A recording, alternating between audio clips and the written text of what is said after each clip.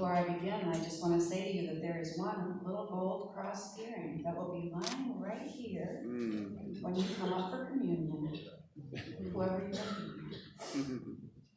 Well, we have just heard Bob read the Serenity Prayer in its original version by Reinhold Niebuhr, the man widely believed to have written it. You may have noticed a few differences from the prayer we recite each week. So hold your horses. I'm not going to change it.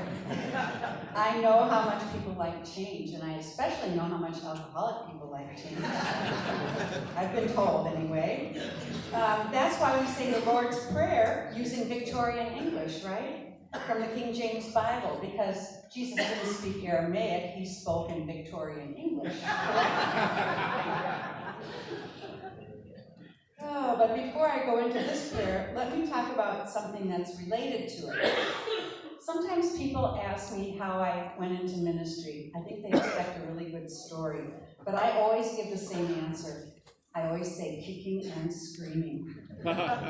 You see, my father was a minister, and I was never going to do that. No way, no how. In fact, when we were visiting colleges to decide which one I should go to, I saw that one of the schools required that you take 2 religion classes, dev school. And I said, are you kidding me? I would never go to a school that would require you to take religion classes. My dad said, it probably wouldn't hurt you to take one. Well, I didn't go to that college. But imagine my surprise when at school I did go to fall term freshman year. I couldn't get into any of the classes I wanted. My RA said, gee, Religion 10's a really good class. You should take that. Oh, the first book we read was called I and Thou by Martin Buber. And from then on, I was hooked.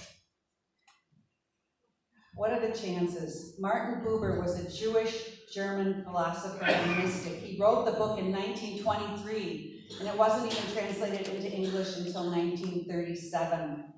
But Buber had my heart. To put it very simply, he said that we can approach existence in 2 ways. We can have the attitude of an I towards an it. That is, we can look at everything outside ourselves as objects to be experienced or used by us, or we can look at things as an I and thou, a subject to a subject. We can be in relationship, and it is in relationship that we experience God. Well, this rang true for me then as it does now. When I listen deeply to another person's story, I experience God's presence, don't you? When you hear people give their story of hope or ask for a prayer or tell you how they're really doing. When I'm able to be present, really present, I can see God in others and in all living things. Buber said a person can be a thou, but so can a tree, so can an animal. We can be in a holy relationship to all that has been created. Well, some may say it this way, the Christ in me meets the Christ in you. And others, like Bill, is Bill back there today, will come up and say namaste. That's an Eastern way of saying all that is sacred in me sees and greets and welcomes all that is sacred in you. To be in relationships with others is to be in relationship with God. So this brings me back to the Serenity Prayer that we just heard Bob read. In the original prayer, Niebuhr, at the end of the prayer, you'll notice, uses the first person pronoun. That just cracks it open for me. And what does that mean? It means instead of saying, he will make all things right, it's you will make all things right. If I surrender to your will, that I may be reasonably happy this life and in this life and supremely happy with you forever in the next.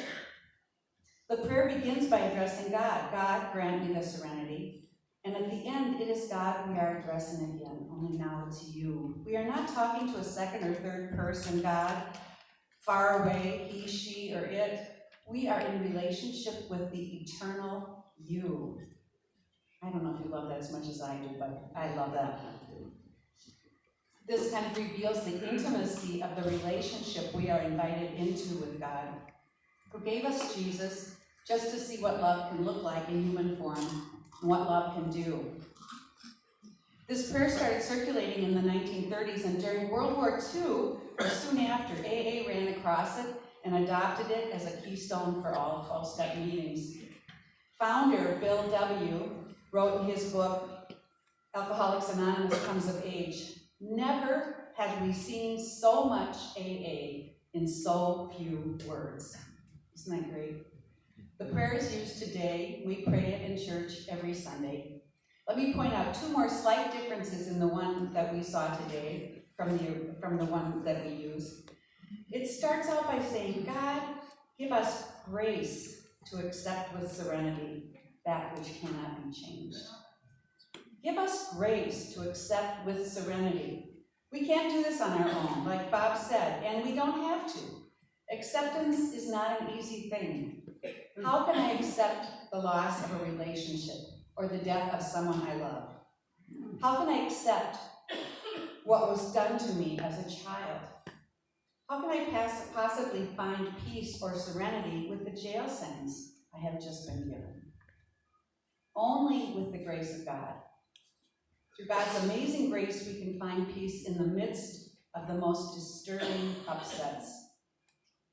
And next, or last I should say, we see in the original line, courage to change the things which should be changed. On a weekly basis, we say courage to change the things that can be changed, but this shifts the focus. Just because something can be changed, does that mean it should be changed? Again, how do we discern what God wants from what we want? Is it my will be done or thy will be done? It's a good question. It's always good to ask it. So I invite you to repeat after me and say this prayer in its original, and then next week we'll go back to how we always say it.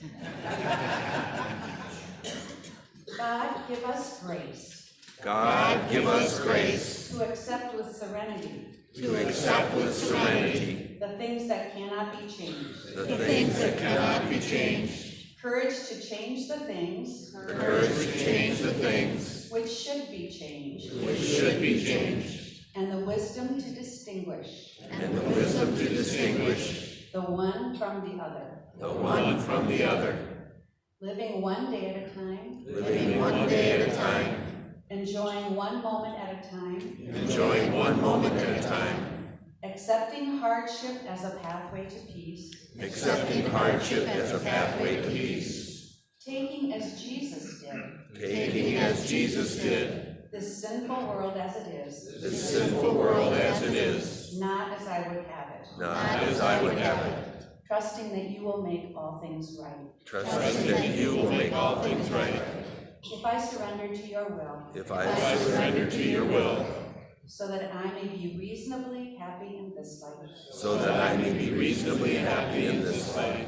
And supremely happy with you forever in the next. And supremely happy with you forever in the next. Amen. Amen.